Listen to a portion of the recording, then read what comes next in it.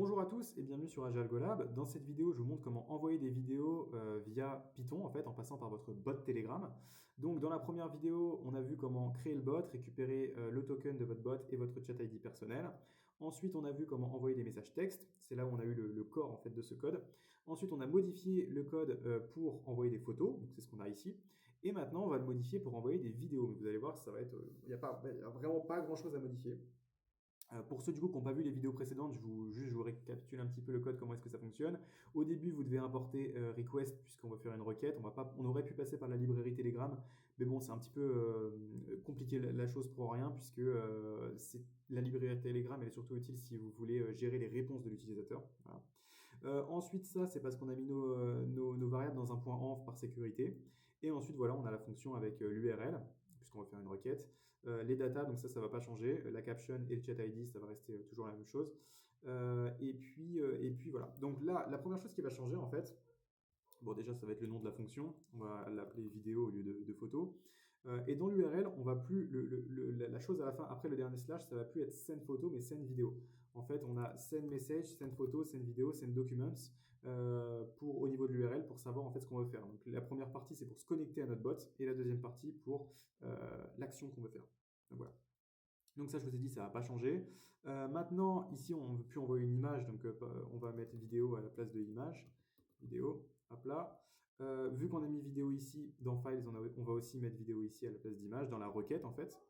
Le dictionnaire, forcément, qu'on va envoyer, ça ne va pas être photo, mais ça va être vidéo aussi, le mot qu'il faut mettre. Ce qui est complètement logique. En fait, il y a une logique dans la requête, hein. C'est rien de sorcier. On va laisser RB, donc pour la lecture binaire, B pour binaire, parce que sinon, en fait, Telegram ne sera pas capable de lire la vidéo. Et le timeout, je vous conseille de l'augmenter. Le timeout, pour rappel, c'est ce qui va, à partir de combien de temps est-ce qu'on considère que la requête elle a échoué. Du coup, là, on a mis 10 secondes. Je vous conseille de mettre 60 secondes des fois que vous ayez des vidéos qui sont assez longues à envoyer. Donc là, pour les besoins de cette vidéo, j'ai juste fait une petite capture d'écran de quelques secondes. Ici, en format du coup MKV, parce que je suis sur mon ordinateur, en fait, quand il capture, il fait du MKV. Vous pouvez envoyer MKV ou MP4, ça revient au même, normalement ça fonctionne les deux. Donc voilà, là on gère la réponse. Du coup, si la réponse n'est pas égale à 200, à savoir du coup la vidéo est envoyée correctement, alors on a un message d'erreur.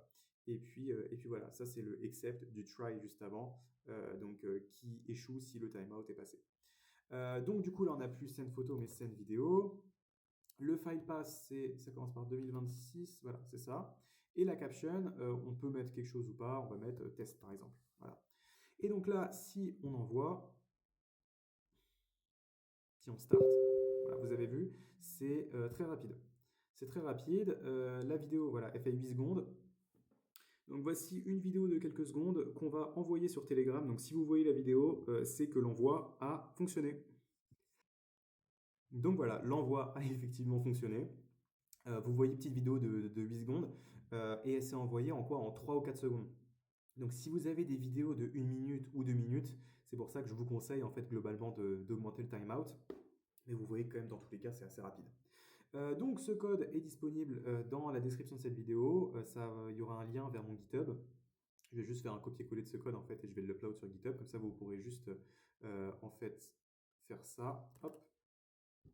Et ça, remplacer le file path et la caption.